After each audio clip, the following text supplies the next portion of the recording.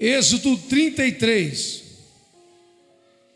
e o versículo 15, em nome de Jesus.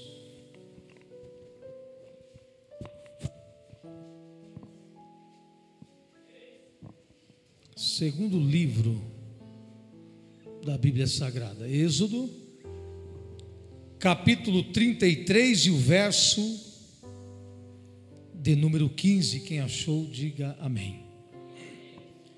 Então disse-lhe: se a tua presença não for conosco, não nos faças subir daqui. Podemos acertar em nome de Jesus. Então disse-lhe: se a tua presença não for conosco, não nos faça subir daqui.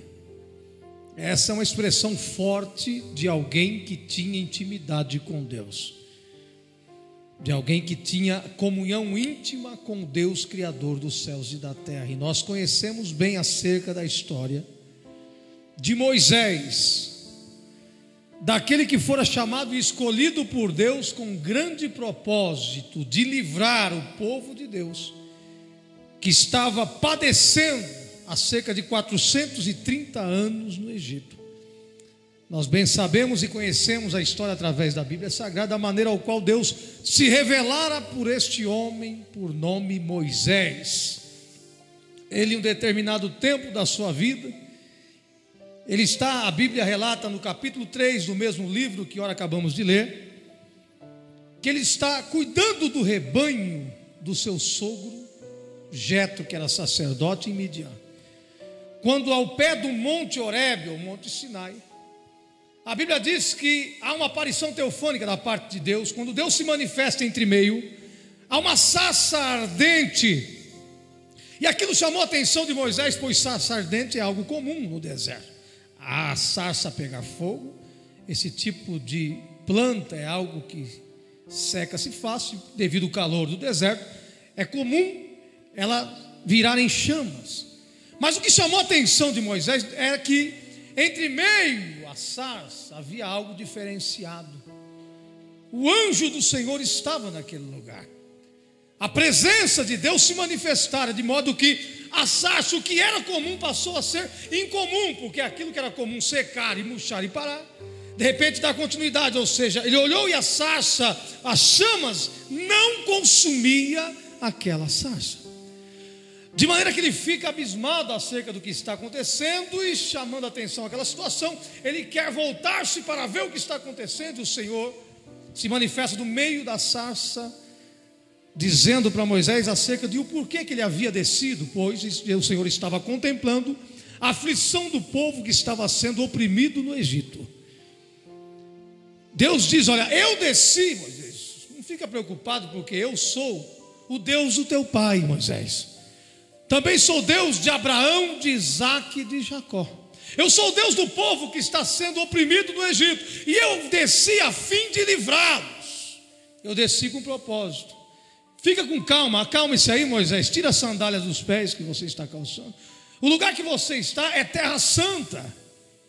E aí Deus, olha, eu vou mostrar, vou revelar para você o porquê eu desci. Eu desci por causa da aflição do meu povo. Eu estou vendo, a sua aflição subiu a mim, o seu clamor subiu diante de mim. Eu tenho visto a maneira ao qual os egípcios têm tratado um povo, e esse povo não é qualquer povo. Esse povo fora escolhido por minha livre e espontânea vontade, e eu desci a fim de livrá-los. Louvado seja Deus.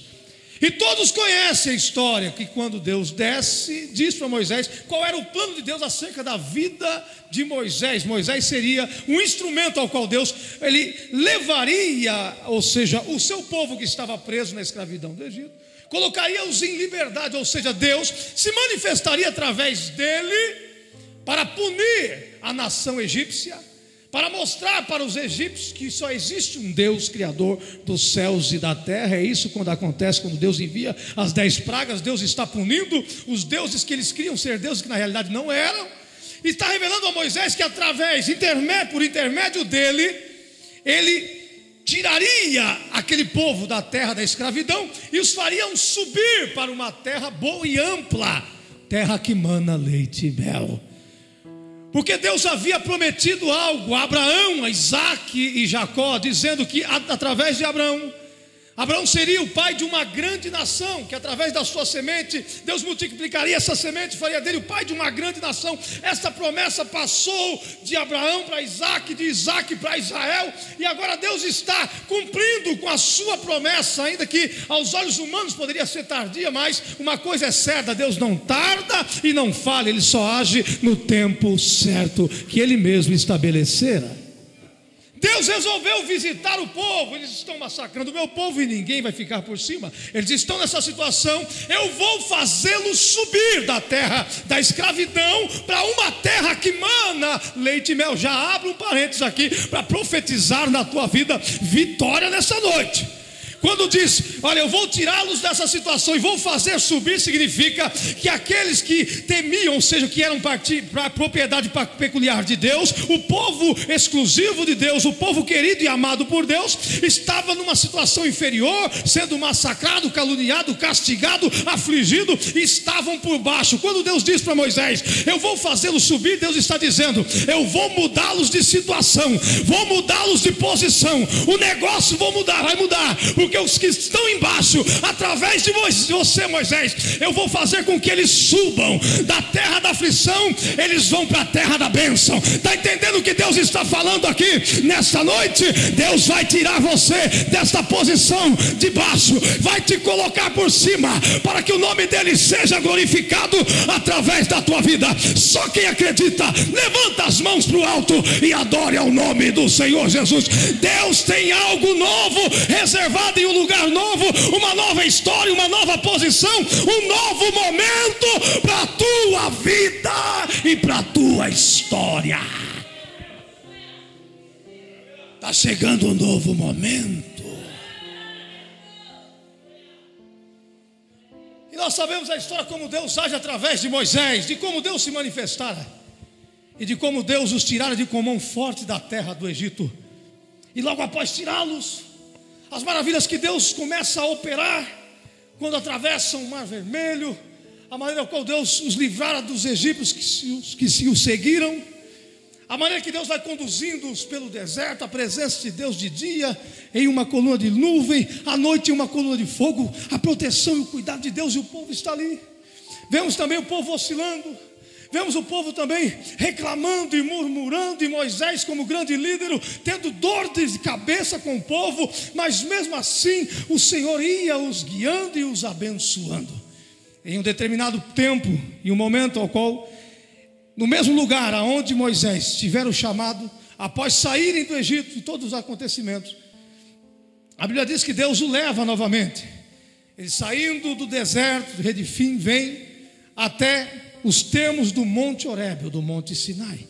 E naquele mesmo lugar Moisés sobe, Deus se manifesta de uma forma estrondosa na vida de Moisés, e no cume do monte Deus se revela as suas vontades, as suas leis, faz um concerto com o povo, traz acerca dos seus estatutos e a maneira ao qual Deus gostaria que eles viessem a viver. E Deus faz promessa, estabelecendo uma aliança e um pacto, dizendo que se eles obedecessem, se eles tivessem Deus como o único Deus deles e viessem a se voltar para as suas leis e a praticar e amar a Deus de todo o seu coração, Deus os abençoaria com todas as sortes de bênção, até que eles chegassem à terra prometida.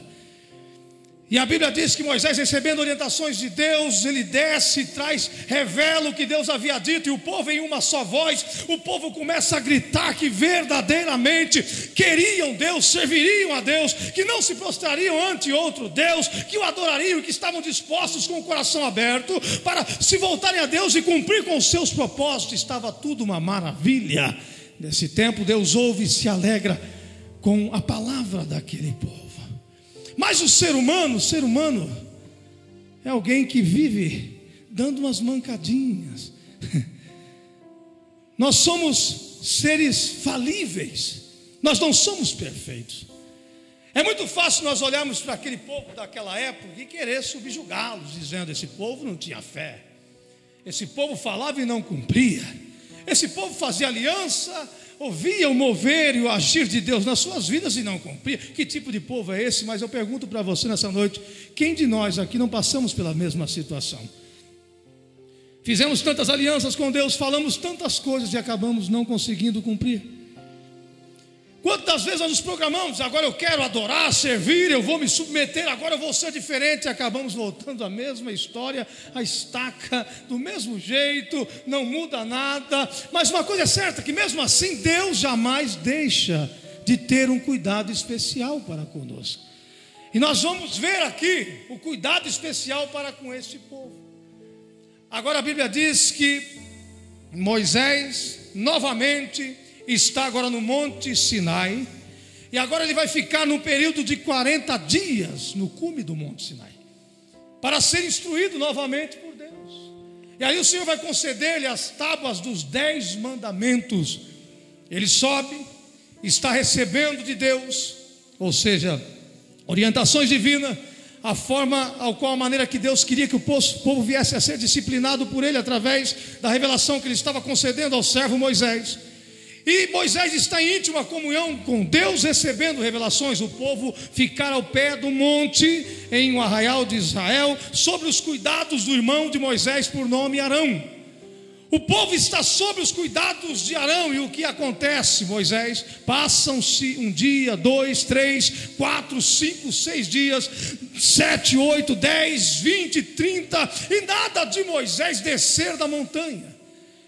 E entre meio a esta situação, o povo que estava acostumado a viver dentro do Egito, debaixo de uma autoridade carrasca, e sem mesmo muitas vezes compreender ainda acerca do Deus que os havia resgatado da terra do Egito, eles começam a entrar em parafuso e decidem entre si fazerem um Deus para que eles pudessem se prostrar e atribuir a este Deus como se este for aquele que os tirara da terra do Egito. E a Bíblia diz que eles enfadaram-se de esperar Moisés. Eles vão até Arão e diz: olha, nós não sabemos o que aconteceu acerca de Moisés, daquele que nos tiraram da terra do Egito. Nós não sabemos o que se passa. Ele saiu de nós, não voltou para nós, sumiu. É interessante que nós façamos um Deus para quem nós possamos retribuir a nossa gratidão acerca da nossa saída do Egito. E a Bíblia diz que Arão, aquele que deveria ter pulso forte, aquele que era o sucessor de Moisés no momento, e que deveria deixar, ou seja, orientar, administrar a unção de Deus sobre a vida dele, a responsabilidade estava sobre ele, de controlar o povo, para que o povo continuasse a adorar ao Deus invisível, continuasse a adorar o Deus que havia feito uma aliança. Arão não toma esta atitude. O que acontece? Arão diz: olha, pegue dos vossos filhos, das vossas mulheres, dos vossos filhos e filhas, os pendentes, as argolas que estão penduradas nas suas orelhas de ouro, e traga até a mim, que eu vou fundi-los e vou construir algo para que seja adorado.